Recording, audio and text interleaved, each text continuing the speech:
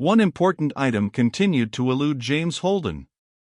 The educator could not be made to work in tandem. In less technical terms, the educator was strictly an individual device, a one-man dog. The waveforms that could be recorded were as individual as fingerprints and pore patterns and iris markings. James could record a series of ideas or a few pages of information and play them back to himself. During the playback he could think in no other terms, he could not even correct, edit or improve the phrasing. It came back word for word with the faithful reproduction of absolute fidelity. Similarly, Martha could record a phase of information and she, too, underwent the same repetition when her recording was played back to her. But if Martha's recording were played through to James, utter confusion came. It was a whirling maze of colors and odors, sound, taste, and touch. It spoiled some of James Holden's hopes. He sought the way to mass use. His plan was to employ a teacher to digest the information and then, via the educator, impress the information upon many other brains, each coupled to the machine. This would not work. He made an extra headset late in June and they tried it, sitting side by side, and still it did not work. With Martha doing the reading, she got the full benefit of the machine and James emerged with a whirling head full of riotous colors and other sensations. At one point he hoped that they might learn some subject by sitting side by side and reading the text in unison, but from this they received the information horribly mingled with equal intensity of sensory noise.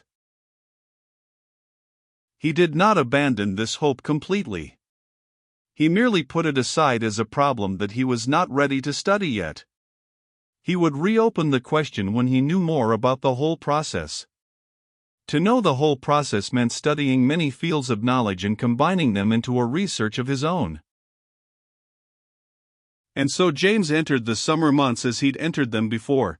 Tim and Janet Fisher took off one day and returned the next afternoon with the great gay show of bringing the children home for the summer.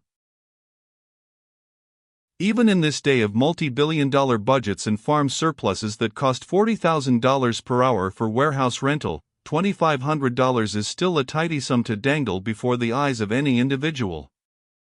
This was the reward offered by Paul Brennan for any information as to the whereabouts of James Quincy Holden. If Paul Brennan could have been honest, the information he could have supplied would have provided any of the better agencies with enough lead material to track James Holden down in a time short enough to make the reward money worth the effort. Similarly, if James Holden's competence had been no greater than Brennan's scaled-down description, he could not have made his own way without being discovered. Bound by his own guilt, Brennan could only fret. Everything, including time, was running against him. And as the years of James Holden's independence looked toward the sixth, Paul Brennan was willing to make a mental bet that the young man's education was deeper than ever. He would have won. James was close to his dream of making his play for an appearance in court and pleading for the law to recognize his competence to act as an adult. He abandoned all pretense, he no longer hid through the winter months, and he did not keep Martha under cover either.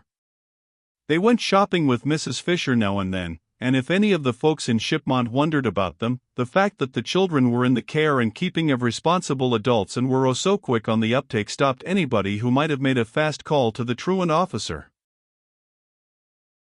Then in the spring of James Holden's 12th year and the 6th of his freedom, he said to Tim Fisher, "How would you like to collect $2,500?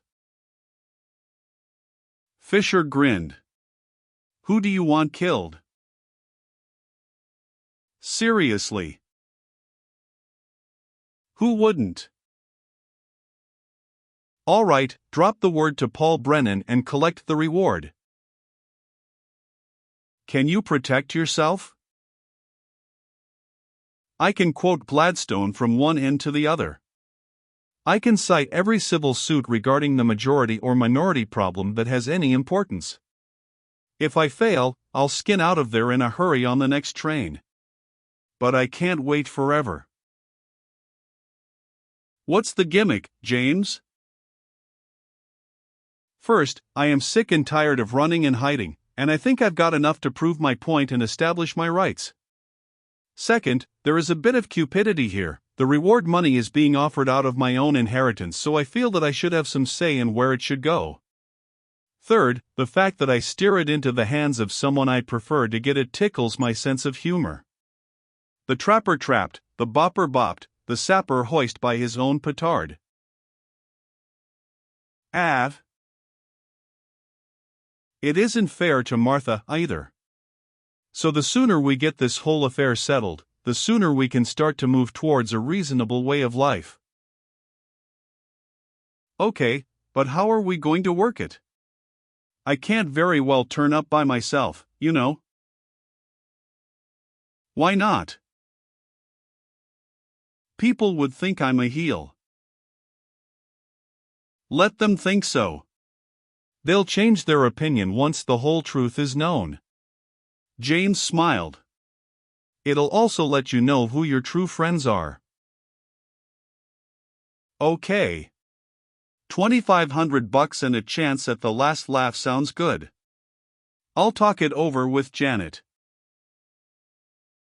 That night they buried Charles Maxwell, the hermit of Martin's Hill.